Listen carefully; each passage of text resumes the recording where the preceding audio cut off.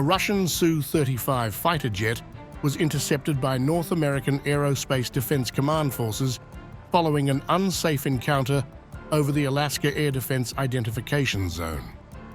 The incident occurred on September 23rd during a routine interception of a Russian Tu-95 bomber.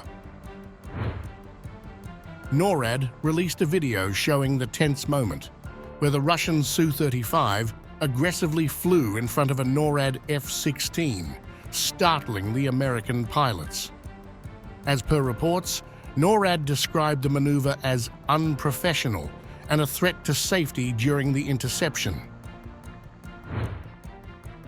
NORAD aircraft flew a safe and disciplined intercept of Russian military aircraft in the Alaska ADIZ.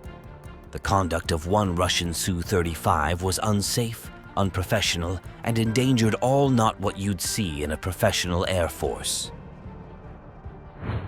On the day of the incident, NORAD reported the presence of 4 Russian aircraft in the Alaska ADIZ, a defined area of international airspace where identification of all aircraft is required for national security.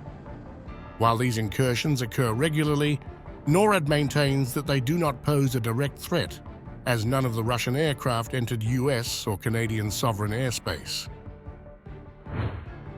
The incident follows recent developments in the region, including joint military exercises conducted by Russia and China, which saw 8 Russian military aircraft and 4 naval vessels, including 2 submarines, approach Alaska. In response to escalating tensions, about 130 US soldiers were deployed to Shemya Island, approximately 1,200 miles southwest of Anchorage, along with mobile rocket launches for a week before returning to their home bases.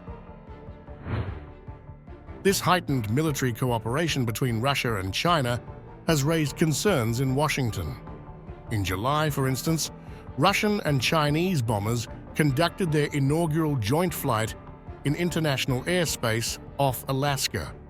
U.S. Defense Secretary Lloyd Austin remarked that such maneuvers signify increasing collaboration between the two nations. Additionally, a U.S. Coast Guard vessel encountered a formation of 3 Chinese and 4 Russian naval ships in the Bering Sea, just 85 miles north of Alaska's Kiska Island in 2022. In light of these developments, U.S. Senator Dan Sullivan, who serves on the Senate Armed Services Committee, emphasized the need to bolster military presence in Alaska and the Arctic.